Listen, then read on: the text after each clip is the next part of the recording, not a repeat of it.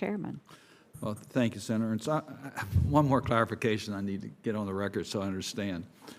May 6th was the cutoff date for modifications, et cetera. It could have gone up to July, if I understand correctly, and you could have waived that date and made it later than that. And you put on your website May 6th as the date, quote, due to lack of available funding. We won't argue whether that when the judgment was made, you were rejecting how much monies would be available, et cetera. You made that judgment. But on the website today, it still says, as of May 6, 2022, SBA is no longer processing COVID-19 idle loan increase requests or requests for reconsideration of previously declined loan applications due to the lack of available funding.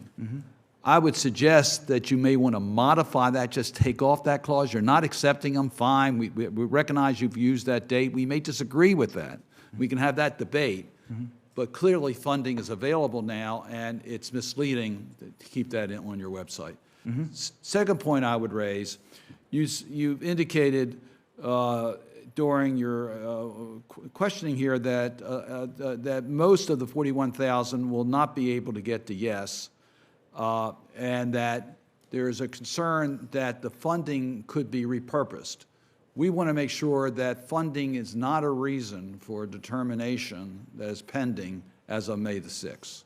Yeah, I apologize if I left that impression that, that I either misspoke or was not aware. I am keenly aware that, that's an appropriations decision. It's a decision for OMB. My position, and I want to make this clear, is that these files were looked at, and I have seen them personally. I've been involved in the day-to-day correspondence, and that we have been responsive. And so I apologize for the confusion. So no one will be denied who had their applications in prior to May 6th because of lack of funding. Correct. The denials, the decisions, beginning with their initial denial for most of these instances, beginning way back in 2021, and at the heart of the denials is a disagreement between that particular person about whether or not filing taxes is appropriate or not. And I understand the frustration here, and I understand why that person, because they got the loan originally with no taxes. They didn't file, and they got a loan from the federal government in 2020. And so I understand why when they speak to people, including me, I receive emails where when I read the initial email, they acknowledge the back and forth with their particular loan officer. They acknowledge that there were some shortcomings at first.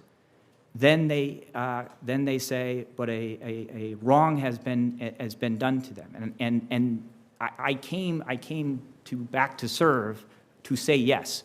So that appeals to me, as I'm sure it does you and all the members. We're here to serve, right. And so we then take action and we work with the civil servants in the process centers to determine whether or not we can make an action. I just want to make it clear that any of the pending applications, if they are meritorious, they'll be funded. The money is there, that the funds are there.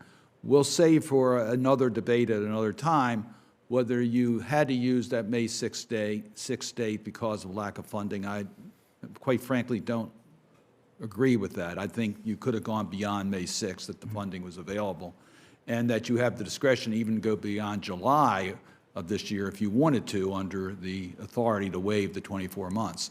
We'll leave that for another debate for another time, but it is clear that Congress intended EIDL to have adequate funds to deal with the COVID pandemic, and we were prepared to make funds available. It seems like a lot of the funds that we specifically made available for specific purposes have been taken for other purposes, not necessarily on the EIDL program, but on other programs, and we could have repurposed money to be able to take care of all the needs that are out there. We're not going to, I want to make sure we take care of the 41,000 and the 125,000, but it seems to me we could have had a longer off-ramp on this, on the applications for increased funds. Senator Ernst, anything further? I am good. Thank you. We very much appreciate your time and your explanations and your service to our country.